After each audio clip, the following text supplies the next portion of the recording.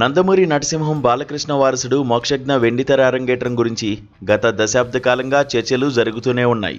అయితే ఈసారి మాత్రం ఈ వార్తలు కేవలం రూమర్స్ కాదని, ఒక పక్కా ప్లాన్తో మోక్షజ్ఞ గ్రాండ్ ఎంట్రీకి సర్వం సిద్ధమైందని ఇండస్ట్రీ వర్గాల్లో గట్టిగా వినిపిస్తోంది.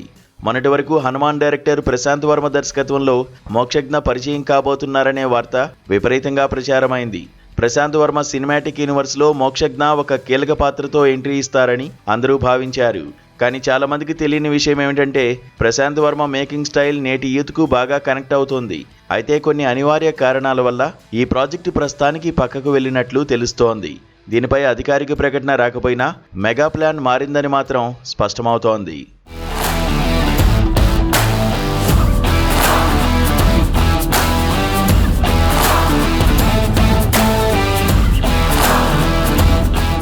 ఇప్పుడు ఫిల్మ్ నగర్లో వినిపిస్తున్న లేటెస్ట్ అప్డేట్ ఏంటంటే, బాలయ్య కెరీర్లో మైలురాయిగా నిలిచిన ఆదిత్య 369 సినిమాకు సీక్వెల్గా ఆదిత్య 999 మ్యాక్స్ రాబోతోంది.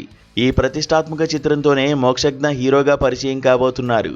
విశేషం ఏమిటంటే, ఈ సినిమాకు స్వయంగా బాలకృష్ణే కథను అందించారు.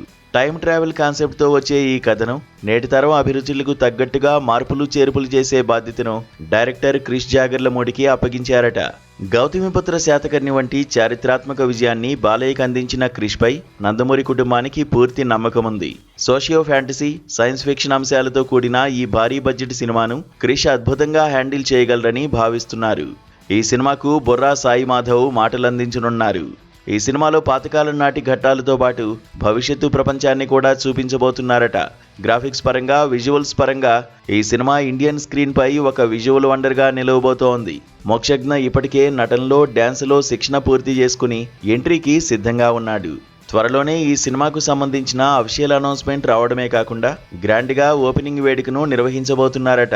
అప్పుడే మోక్షజ్ఞ ఎంట్రీపై వస్తున్న అన్ని రూమర్స్కు ఒక ఫుల్ స్టాప్ పడే అవకాశం ఉంది.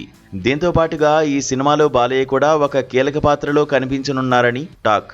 ఏదేమైనా నందమూరి మోక్షజ్ఞ ఎంట్రీ నందమూరి అభిమానులకు పూనకాలు తెప్పించడం ఖాయం.